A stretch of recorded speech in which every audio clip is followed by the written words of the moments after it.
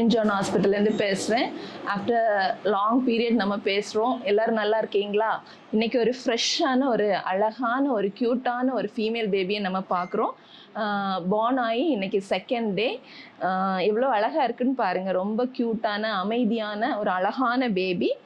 இது அவங்க அம்மாவுக்கு இது செகண்ட் பேபி. ஃபஸ்ட்டு வந்து அவங்க ப்ரீவியஸ் சீசர், அதாவது வேறு ஹாஸ்பிட்டலில் அவங்களுக்கு ஃபஸ்ட்டு ஒரு சீசர் ஆயிருந்து செகண்ட் இந்த செக்கப்புக்கு தான் இங்கே வந்தாங்க. ஆன்டினேட்டல் பீரியட் எல்லாமே நல்ல பர்ஃபெக்டாக இருந்துச்சு. மந்த்லி செக்கப் கரெக்டாக ஃபாலோ பண்ணாங்க.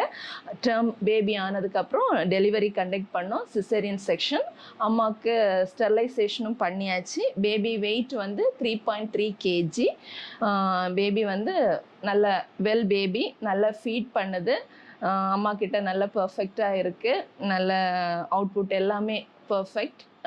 பேபி க்ரை, அதோட மூமெண்ட்ஸ் எல்லாமே பர்ஃபெக்ட். இங்கே பார்த்தாலே தெரியும். அழகாக ஸ்லீப் பண்ணுறப்ப கூட அது அவ்வளோ க்யூட்டாக இருக்குது. அந்த மாதிரி ஒரு அழகான ஒரு பேபி. பீடியாட்ரிஷியன் பார்த்துட்டாங்க, நல்லா இருக்குன்ட்டாங்க.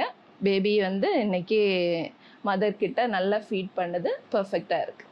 மாமுக்குன்னா பேபி இப்போ அவங்க ரொம்ப கொஞ்சம் பெயின்லலாம் இருப்பாங்க. ஸோ அவங்கக்கிட்ட ரொம்ப நம்ம இது பண்ண முடியாது. இருந்தாலும் மதரோட ஒரு அரவணைப்பு பேபிக்கு எப்போவுமே தேவைப்படும். ஸோ எப்போவுமே பேபியை கொஞ்சம் அவங்க ஃபீட் பண்ணுறது, அவங்க கொஞ்சம் பேபியை வந்து கிட்ட வச்சுக்கிறது நல்லது. மற்றபடி மதர் வந்து அவங்க கொஞ்சம் கொஞ்சமாக பெயின்லேருந்து இம்ப்ரூவ் ஆகிட்டு வர்றதுனால அவங்க கொஞ்சம் கொஞ்சமாக டயட்டெல்லாம் எடுத்து அவங்க கொஞ்சம் ஃப்ரீ ஆகிட்டு வர்றதுக்கு அவங்களுக்கு அட்வைஸ் பண்ணும்.